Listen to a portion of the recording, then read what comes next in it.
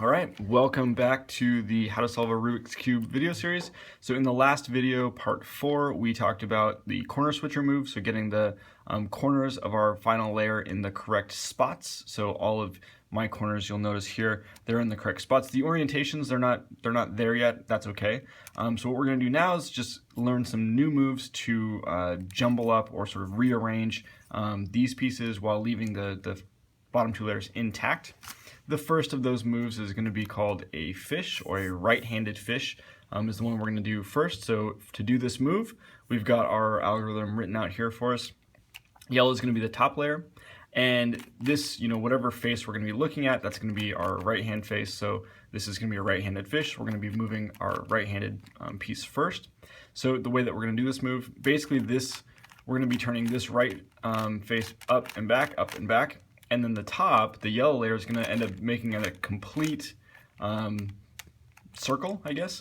So the way that this is going to look, if for instance, I'm going to fish right here, the right face is going to come down, the top's going to go this way to the right, right face is going to go up, top face is going to go one more. We're going to see that. That's going to be sort of a marker for us. Right face is going to go back down, and then we're going to do this twice. And when we do that twice, we should line that back up. So we should be able to see that, and then right face back up. So that is a fish, that is a move. We've moved around sort of, the pieces up here. And in terms of where to do this, when I first learned, I was told just to randomly do this move again and again until you start to see, patterns that we like. So what I've put down below not in the comment section, but down below, is a resource that looks like this, that is going to tell you, based on whatever you're seeing, how to go about where to fish and whatnot. So in this case, according to my chart, and here you'll notice this looks like a fish. That's why it's called the fish move, and that's where we would fish. So in this case, I've got one corner, so I've highlighted the corners. The gray boxes, those can be anything. The middle is always going to be yellow, right? Because we're talking about the yellow face. And then up here, we're going to be seeing what's on the sides. So in this case, this sort of pattern right here, this really follows this pattern here. So I've got one corner, none of the other corners, so none of my other corners. And then I've got, some other stuff in this middle part. So this would follow, this would be, gray. And then I've got this yellow here. So I don't have yellow here. This yellow is down here.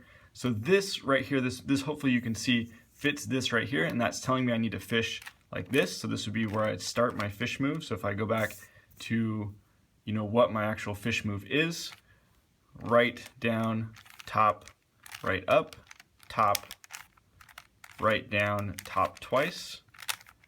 And now this is actually what we're going to call a bomber. So this is going to be the next video.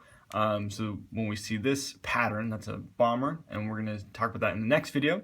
But for now, I just want to talk about these different patterns. So when we see these different patterns, this chart is going to tell us where to fish to solve the Rubik's Cube most efficiently. There's actually going to be two different sheets. So here is the right-handed fish, and there's also going to be a left-handed fish, and I'll talk about that in just a second.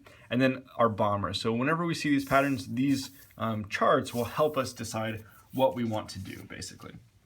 So I'm going to mess this up real quick and then get to this situation. So this situation, now it looks very similar to what we had before, but in this case, this actually fits our left-handed fish. So we've got one corner, and then now this yellow piece is here, right? Before, the yellow piece was here. So in this case, we want to do a left-handed fish, and my left-handed fish is going to be very similar to my right-handed fish.